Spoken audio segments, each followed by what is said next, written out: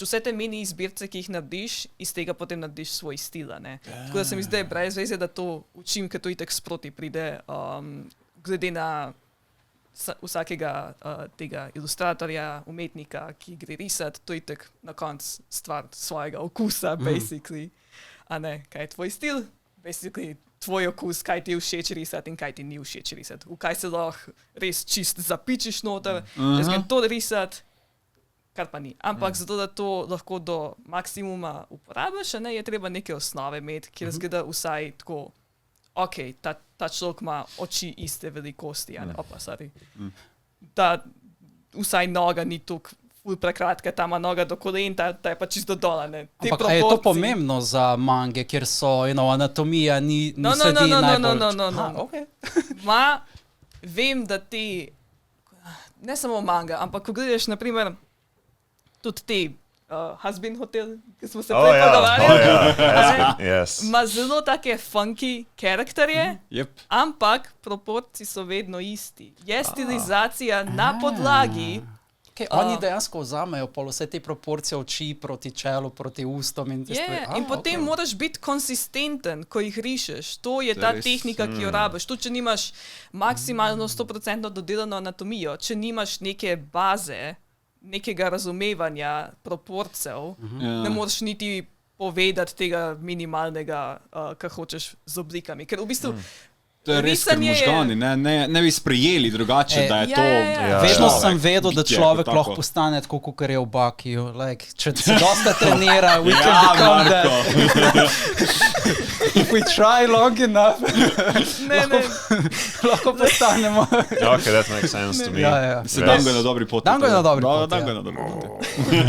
Strong boy. It's getting so... Ampak del tvojega programa je bil risanje stiliziranih obrazov, a ne? A to pomeni, je že to en level naprej od tistih osnov? Se pravi, kaj zajema? A ni prvo dejansko pomožne črte, da se naučiš narediti? Obviously, ampak kaj zajema ta stiliziran obraz? So to še vedno osnove ali to že nekaj, kar ti dodaš nekaj, svoj flavor? Veste kaj, ko si... Ko si v osnovni šoli, a ne, kjer te učitelji še niso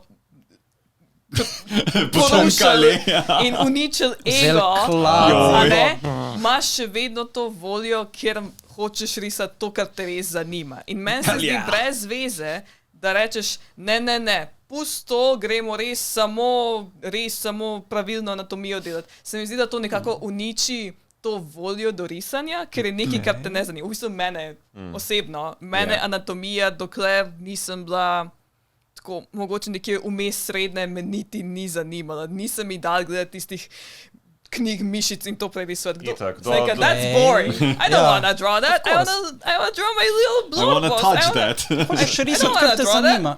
Ne, pač dokler nisi videla svoje prve obdukcije, ne. Se razumem. Tako da v bistvu hočem reči, da sem rekla, ok, riši, kar hočeš, ampak bod konsistenten, ko rišeš te stvari. Hočem reči, tudi če je tam stilizirano, ker vidimo tam od zadaj, imamo posterje. Noben nima toliko velikega čela v lifeu. Ampak, a vidiš ta proport. Ampak, če greš tisto risati, rečem, ok, lahko rišeš v tistem stilu, sam ne mi zdaj enkrat narediš čela, da je tak, v naslednji slikci pa da je tak, a ne.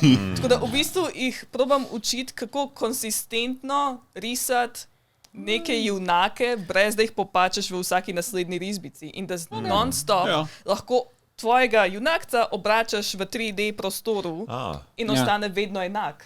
In da ima neko minimalno logiko, zato ker v bistvu jih učim, kako konsistentno govoriti z tem vizualnim jezikom.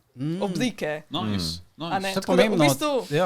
Še posebej, ne samo, ko so v storiju, ampak recimo, ko postaneš zelo popularen mangaka, ti reče, lahko narediš ta promo, pa ne vem, bo na platnici Shonen Jumpa, pa bo v drugih oblekah, tudi za izven nekega svojega tistega storyboarda, ne, mora biti v recimo drugih proporcijah, ne, ker za mango se lahko navadiš vedno iste proporcije, ne vem, vedno iste velikosti risati, ne, potem pa moraš narediti, ne vem, keep or something, ne vem, real life ali pa 1:8 ali pa za figure ali karkoli in je so drugače. Ja. Ok, razumem, zakaj je potem to pomembno. Pa če bi karakterje, ne.